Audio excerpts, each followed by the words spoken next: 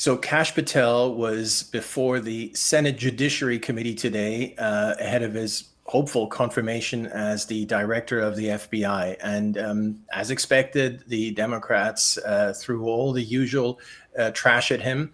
None of it stuck. He was well prepared. He fought back more than valiantly. I thought he was. He even had a Clarence Thomas moment where he was basically accused of being a racist, and he threw it right back. So that was very good, very confident, really good performance. I think it's a good opportunity to once again make the case for Kash, because they're really. We wrote an article about this a couple months ago when he was first announced as the nominee.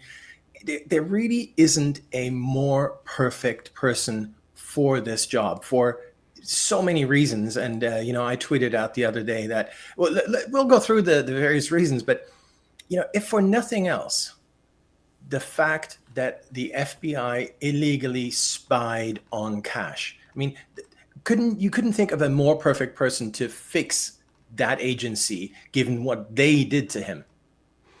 The timing, we've seen a couple hit pieces that have come out. There was one in the New York Times last week, and then there was the more recent, I think it was the Politico article by, of course, Natasha Bertrand, intelligence community mouthpiece, masquerading as a reporter. But both of those articles were amazing in their own way. The first one was a complete recasting of what Russiagate actually was, just basically fiction and trashing Kash, and it was Adam Goldman and the usual New York Times reporters that are also IC outlets.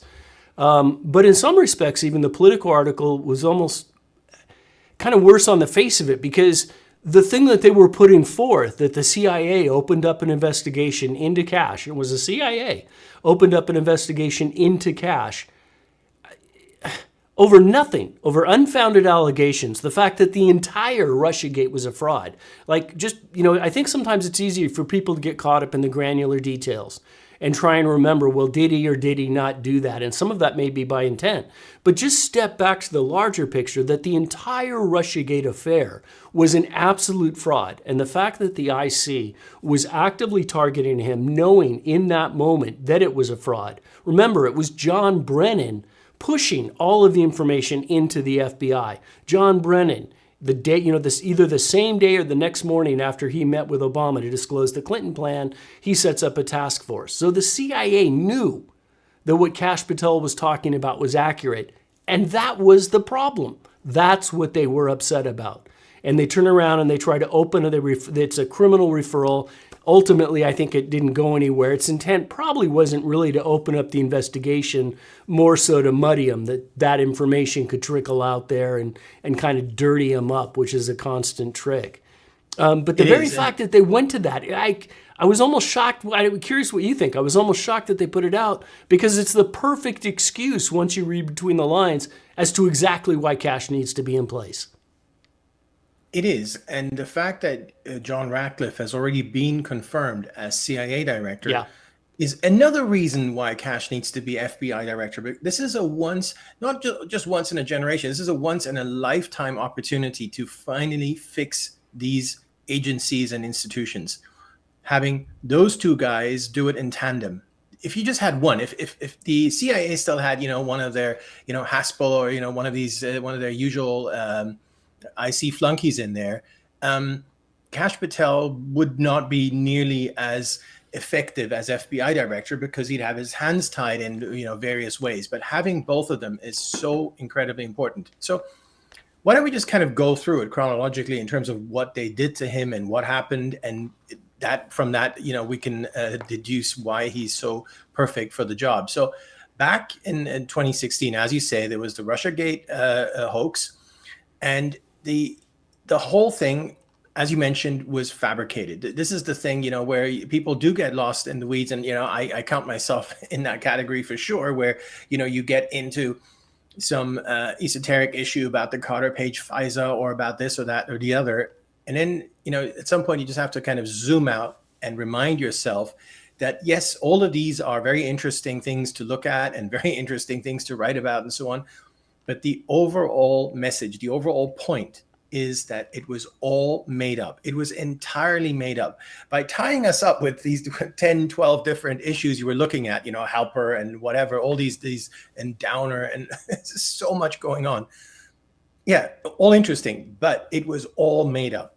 So then Trump comes in 2017, and they immediately go after him on this made up hoax. Clinton made it up. The government, Comey, FBI, Brennan weaponized it. That was the sequence of events, all made up. So Trump is immediately targeted full on. General Flynn is fired because of it, because of a smear. They lied about him. Trump's advisors, Papadopoulos and so on, targeted. It was absolutely horrendous what went on. Oh, Sessions, of course, Attorney General, targeted. Everyone just it was a full-on kind of war on Trump based on this lie, this complete fabrication. And then, one of the heroes in this story, Devin Nunes, was just a congressman at the time. He was a House Intelligence Committee. He was like, something's not right here. And he starts digging. And he comes across some problematic things. And maybe we can get into that here in a moment, what those things were. But I mean, just to get to Kash here, the first major point about Kash, which is always misrepresented, is Devin Nunes realized, I need someone to investigate this. I'm a congressman. I'm not an investigator. This is not my wheelhouse per se, even though, of course, he knows a lot about intelligence and so on. I need someone who does this day in, day out, who knows this stuff. And he went out looking anywhere, everywhere, who can lead this investigation for me? And he picked and he found Kash Patel. This is so important because Kash Patel is always kind of portrayed as this, coffee boy who happened to be, working in Nunes's office or whatever, and then he kind of stumbled into this. And that is just completely false. But let's come back here to how Nunes came across this whole thing and what kicked it off. Well, first of all, I think just as a backdrop, there's also just kind of as an overlay to all of this is remember that it's easy to think that most of the attack on Trump happened in 2016. And the reality is that was kind of the prelude. The real attack happened after Trump won, and that's when the deep state really unleashed their efforts. And as far as, I think people can remember back to, it was in March when Nunes suddenly comes out and he held two different press conferences on a single day. One of them was a hastily convened press conference kind of on the fly where he disclosed what he had been told the night before by some insiders who were aware of what was going on. Then he goes and he meets with Trump and he follows it up with another press conference. And that's where I've seen people that have been surveilled. It appears that they've been surveilled under FISA. I've seen a number of the members of the Trump campaign that have been unmasked, Samantha Power, or at least somebody acting on her account, et cetera, et cetera, et cetera. So it was this really kind of unprecedented massive disclosure that Nunes was making. And it set off absolute firebombs. It also resulted in Devin Nunes being targeted by none other than the biggest liar in Congress, Adam Schiff, who attempted to effectively sideline him by putting him under an investigation. And as you said, Nunes is an investigator. Nunes is a member of Congress. He also has a huge amount of duties that lie away from just doing investigation. He can't do that all. So, as you said, he rightly went and found Kash to do this. By the way, Grinnell later, when Grinnell was DNI, who did he pick? He also pulled Kash in to do work for him. So Kash, as you say, is not this just kind of inexperienced guy that just happened to be around. Nunes picked him and had him operate in the background, kind of in his stead for him. Both, while he couldn't do it and trying to expose all of this. And I imagine there's a huge amount of information that we now wouldn't have if it hadn't been for Kash.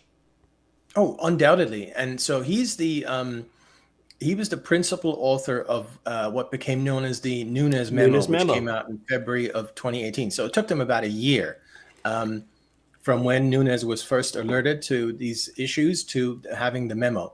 Now, in retrospect, if you look at the memo, I mean, first of all, it's 100% accurate. At the time, Schiff wrote his own memo in response, right? And that Schiff memo is just a bunch of lies, self-centered, self-absorbed, just totally outrageous lies from that man. And if you look at the Nunes memo, what I've reread it the other day, just in terms of with Kash coming before the committee and so on. I thought, let's just kind of revisit that because he wrote that. Let's see what he wrote. And it's perfect. It's well written. Everything's true. It's all good, but it's actually understating the case. For instance, they still assume that Steele was hired to dig up dirt, or to kind of be this kind of researcher of some description, even if it's a dirty researcher. The truth is he wasn't that at all. I mean, he was just fed stories. It was Cody Shearer and people in the Clinton camp who just said, okay, we want the P-tape story. That wasn't Steele, that was Shearer, and other things. And then they just used Steele to repackage it as these intelligence memos and British Secret Service and whatever. And then Steele would hand it over to the FBI and of course to the media, and that was all part of the plot. So the thing that we alluded to earlier, which I want to come back to here, is while Kash was investigating in 2017, unbeknownst to him, the government, FBI, DOJ, that's sort of the formal side of it. There's probably other operatives and so agents and so on involved in this. Let's just say the government went to grab his private emails. So they got his private emails, got nothing to do with his job, got nothing to do with Nunes, the committee or whatever. These are his private emails. They were Gmail. And Kash had no idea about this. And it is still completely unknown why they would have done that, other than, of course, maybe there's some stuff in there we can use against him because he's investigating us. So we need dirt on him. And I think that story hasn't been told enough or, told at all. Well, also think about Jason Foster, who was Grassley's legal counsel back in the day. And it was all the Russian investigators, so Kash, but also other people like Foster, who was actively at the time acting on Senator Grassley's behalf to investigate things. And they went after all of their email too. But what did they do? They put a wrap on it with Google and with the other tech companies, where they prohibited them from notifying the people that were being surveilled. And not only that, it wasn't like they even just did it for a year. They kept it up for, I believe, about 5 years. I mean, maybe longer than that, actually. I take that back. More like 10. Jason Foster just found out about that. So these people were having their emails sifted, and they weren't allowed to, nobody was allowed to inform them that that was happening. And all for no reason. There was no fundamental reason to do this. Just like the FISA on Carter Page. In this case, though, it was worse because they weren't really looking. They were trying to get to other members of the campaign through Carter, but effectively, they were trying to find out what is Kash, what is Foster, what are these other people uncovering about us, and what are they relaying into Congress. That's why they did it. They really wanted to know what was being found out and how much jeopardy are we in. In Kash's case, I think it was 6 years. So after 5 or 6, don't quote me, it's one of those. Kash got a message from Google telling him that, hey, by the way, we're now allowed to tell you that 6 years ago, the government came and seized all your emails, your private emails. So that's when he found out. And then he actually sued the FBI. I think that's still an ongoing case. I'm not sure of the status, which is, ultimate irony, isn't it? That he's now hopefully going to be the next FBI director, given what they did to him. But yeah, that's just absolutely horrendous. Having your private email sifted through by these government operatives, these dirty, corrupt government operatives, not knowing about it for all these years. And suddenly, you get this message from Google telling you that it happened. And it wasn't the only time. We also found out much more recently that later on, they also grabbed all his work communications, but including work email, phones, and so on and so forth. Now, they say that was only, that was not content related. So they just wanted to know whom he spoke to and when and for how long and whom he emailed and all that kind of stuff. So they went for both. They went for private first, and later on they went for work as well. Now, we know the excuse for the second one, the work. The official excuse is that they were looking for a leaker to the Washington Post. As if Kash Patel would ever leak anything to that dirty rag. Well, just remember, Andrew McCabe, although he should have been fired for a lot of other reasons, was fired ultimately because he was caught leaking to the media. The people that were ostensibly using that argument for Kash were the ones that were actually leaking to the Washington Post. There's no doubt about that. And still, I just think it's this broader aspect of trying to dirty up somebody who's not doing anything wrong by the people that he's investigating. This is a classic I see. They go about this in the same way over and over again. They're the ones that are potentially in trouble. It's the same reason they use all the restrictions on the documents and everything's redacted and we can't read anything. It's not because of national security. It's because they don't want you to find out what they're doing. So they dirty up Kash as an excuse over nothing, just words they just put out.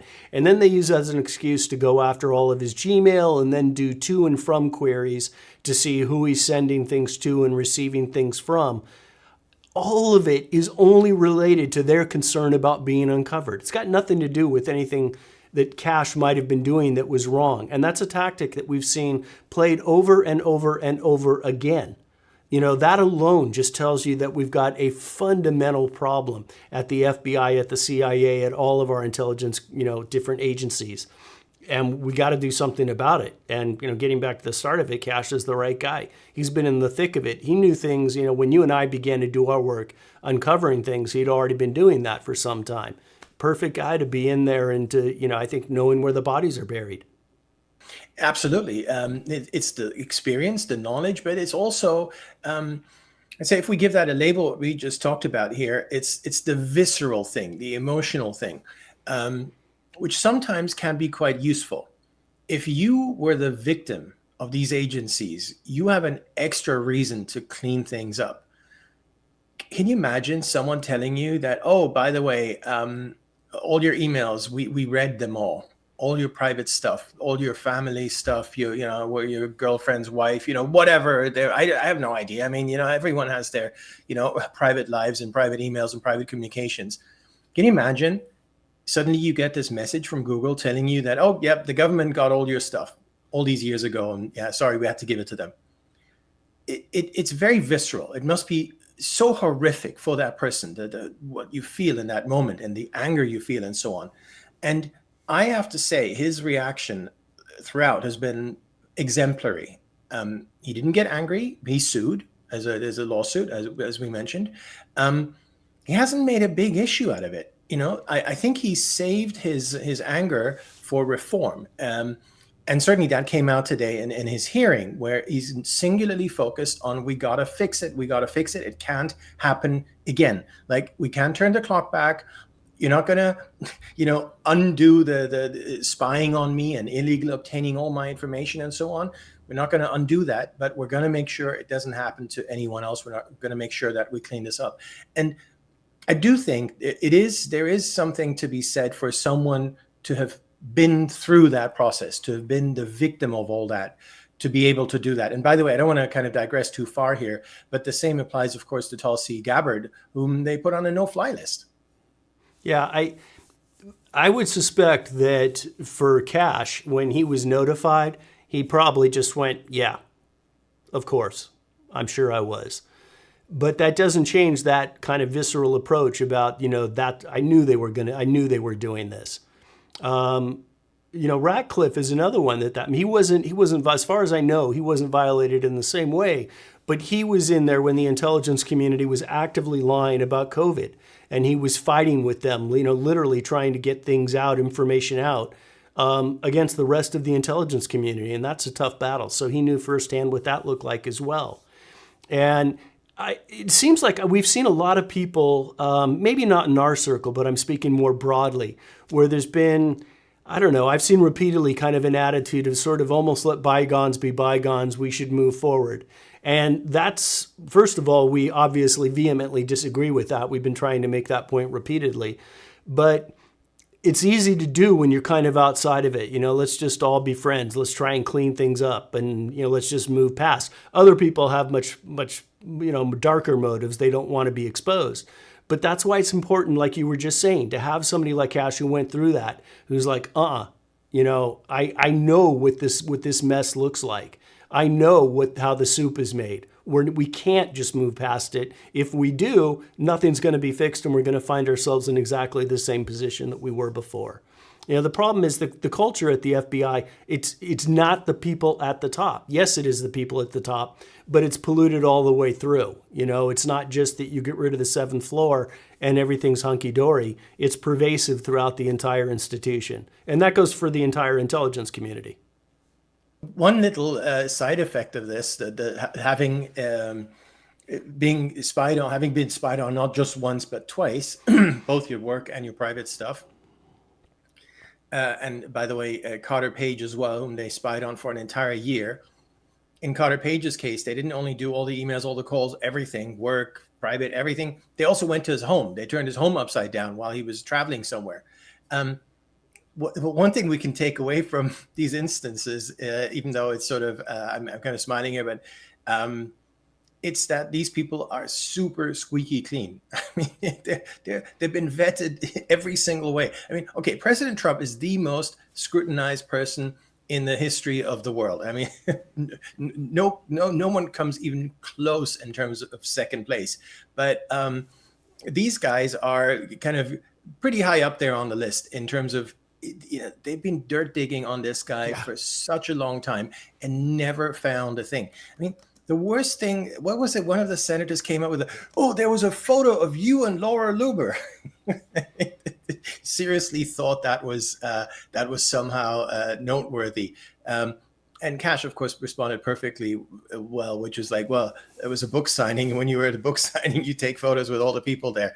And it is, they must have, Kash did a lot of these. He's a very open guy in terms of doing podcasts and all that kind of stuff. We remember the past few years, he would be not only outspoken, but really accessible. I mean, you'd see him on Rumble and YouTube and Spotify. You'd see him everywhere doing all these various shows with various different people.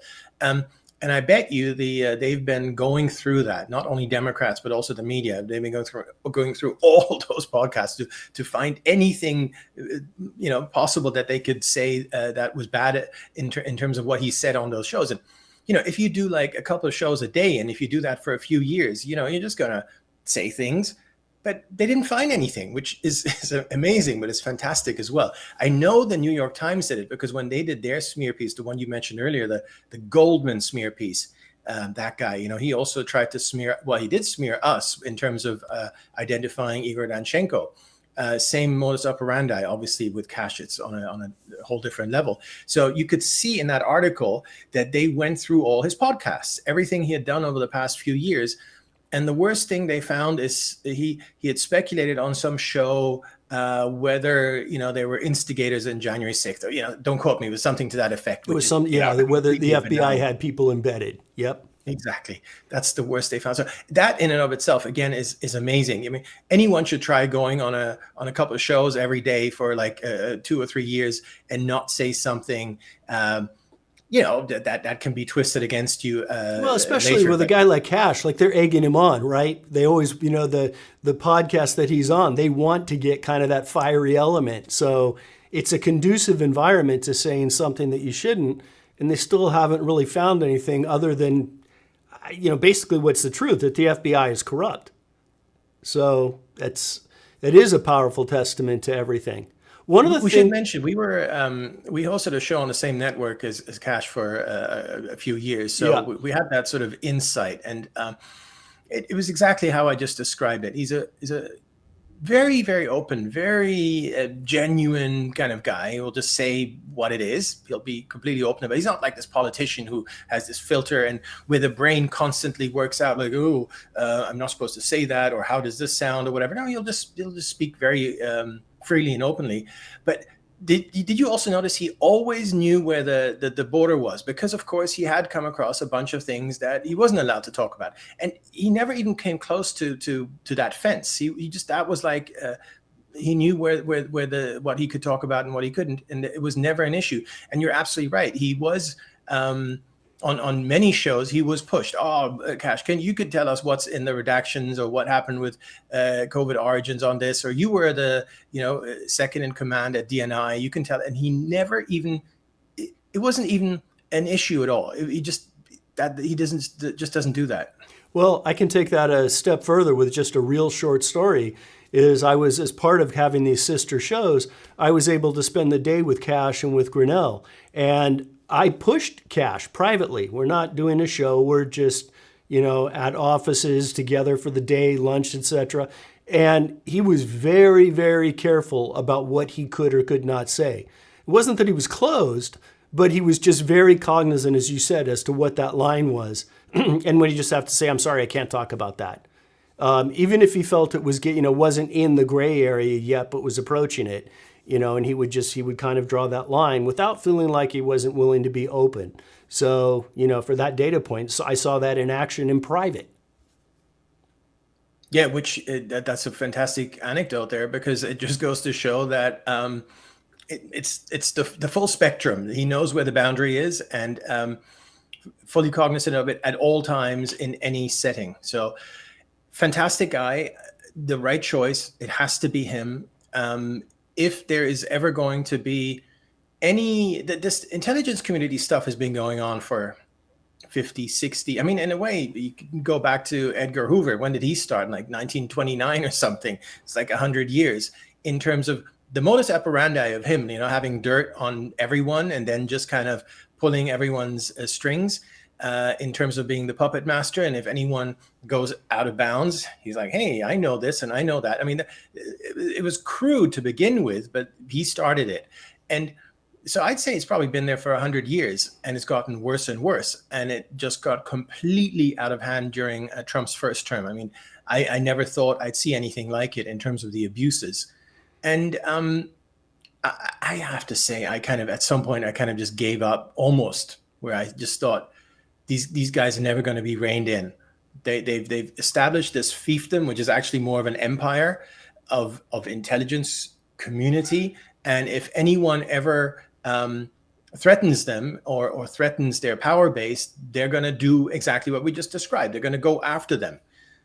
And they're usually going to be successful. How many senators have we seen who spoke up? I mean, I'm not going to mention names here, or congressmen or whatever, spoke up on some issue. And then very, very quickly, within a couple of days, oops, they're not going to talk about that anymore. Like, oh, let's not have any 702 surveillance anymore. Oh, well, maybe let's forget about that. And there's many, COVID came out of the lab. Well, maybe we shouldn't talk about that anymore. There's so many examples of that happening. And we don't know exactly what happens there in the background, but we can guess. There's too many examples of senators, say, being against FISA, senators speaking out on COVID, and then all of a sudden it's the exact opposite position. They're in favor of surveillance. Or we've seen plenty of them where suddenly they're out of office magically, and you're like, wait, what happened? Why are they gone? That happened far too frequently. We know how the IC operates. So yeah, you're seeing that very much in action. One thing I noticed at the hearings today was something that is both a positive and a negative, kind of encapsulated in a single item. And that is, first of all, that Democrats have just been ridiculously strident, kind of lost, and just they seem like the lunatic fringe, which is great. And it demonstrates how far they've fallen. And it's amazing because this is a reaction after the recent Quinnipiac poll that came out and shows them in the absolute cellar as far as ratings, like 31%. And they seem to just double down on the hysteria. But I noticed one effective back and forth where Kash was being dirtied up using the words of members of the GOP. I think he was quoting Bill Barr, that snake of an AG, quoting Bill Barr and saying that he would never have Kash as would never support him being as an FBI agent. Then started quoting some active GOP members of Congress. And, that's something we've really, Lindsey Graham, we still have that work to be done where we've got some real snakes in the grass that can really bedevil us from the public who doesn't really know better. Think about if you're not following any of this day to day and suddenly you're hearing some Democrat senator rip off all these quotes from Republican, officials saying how Kash shouldn't be in and how that plays. They probably think, well, geez, what's that all about? Without the deeper understanding of how these people really should just be out of office and they're not really members of the Republican Party to begin with. They are members of the establishment. That's two separate things, or at least it can be. At least we now have a chance. I'd say on two fronts. So the point I was making earlier, the short of it is that we have a once in a lifetime opportunity to fix this problem, and I'm not saying it will all be fixed and it'll all be perfect and whatever, but to truly kind of move things back to some point of rectification where just things are more normal. I mean, the IC will always play games. If you have this extraordinary power to spy and to get warrants and all that kind of stuff, get private email, everything we talked about, there's always going to be abuses. But at least we have this really once in a lifetime opportunity to put things back on track. And that's because of the personnel, and all the pieces have to be lined up. If Kash isn't confirmed, it's not going to work. If Tulsi isn't confirmed, it's probably not going to work. I mean, that because then you just got Ratcliffe, who's the only one who has been confirmed so far in that sort of IC world. I'd say the other side of it that isn't talked about enough is the public. With X and with speaking out and with people not being afraid, and with even people like Nicole Shanahan, who used to be Robert Kennedy's running mate and then became, I hate the word activist, but she's a super cool activist. She'll just throw money around in terms of going after these bad apples. So she's now said that anyone who goes against Robert Kennedy, she's going to go and pour a lot of money into primarying these people. And it's having an effect. But I think in tandem, well, you need both. You need the money, but you also need the people. What you saw with what is it, Tom Tillis? He went hard against Pete Hegseth. There was some messages that came out and so on where I think he encouraged the Pete's brother's ex-wife or something like that. I always get confused. I hate all these kind of, intrigue stories or whatever, but it was one of these Kavanaugh tales where you encourage someone to come forward and spin some tale about some abuse and this and that and whatever. Anyway, that came out and he got absolutely lambasted just by ordinary people online. It was just very, very wide and far. And what did he do today?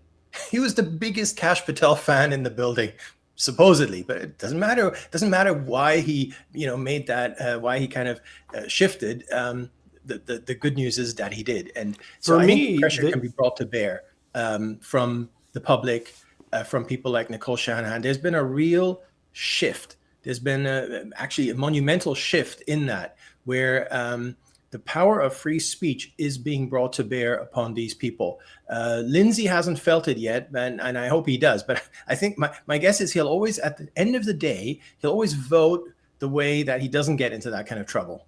Well, for me yesterday, and I was thinking about this same thing yesterday, was during the RFK hearings.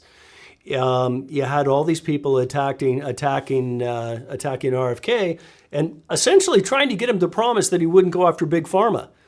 And the senators that were doing that were being lit up in real time at a level I don't know that I've ever seen before. And then pretty soon, certain other investigators, from our neck of the woods, were putting out the dollars that these senators were receiving from Big Pharma. And they gave a sequential list. And say Warnock, he was way high up on that list.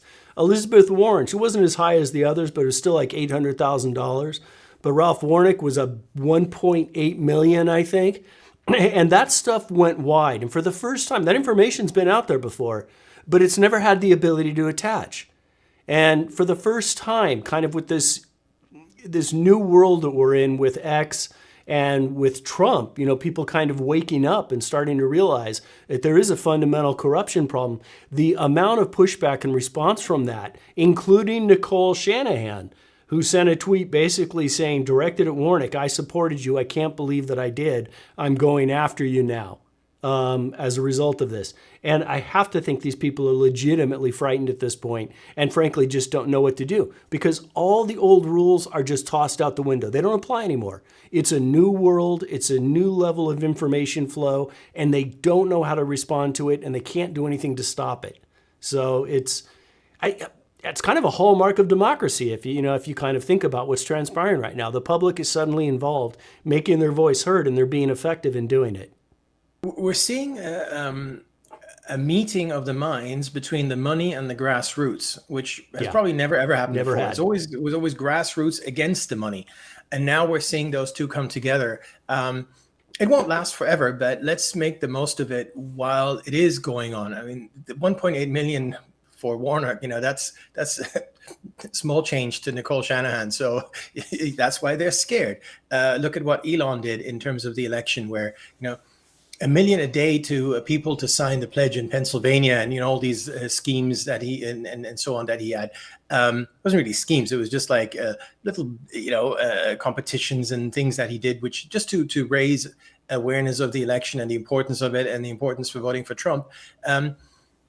Money is important. There's no question about it. But you also need the grassroots. So again, for the first time in that I can remember ever, you have those two things come together, and it's an absolute thing of beauty. And again, it never lasts. Nothing ever lasts forever. But we have 4 years, or let's say at least 2 years until the midterms. Let's just hope as much as possible gets done within this new paradigm. I think all of this comes back to a refrain that we keep making over and over again, and it's happening, and that is move quickly and break things. Don't let up, because the other side is completely off balance right now. We're in a position we didn't think that we were going to be in, where we've got the House, the Senate, the White House. We got the popular vote. We have the Supreme Court, at least to a certain degree. That's a little more questionable. But we had all these things fall into place, and Trump is doing exactly that. How many executive orders has he issued? More than 300, I believe. And they're unsure how to respond because they're being hit by a deluge. And I think it's important, and it seems that he believes that he keeps that up, keep them always off balance, on their heels, and they don't know how to respond. And as a first step, confirm Kash.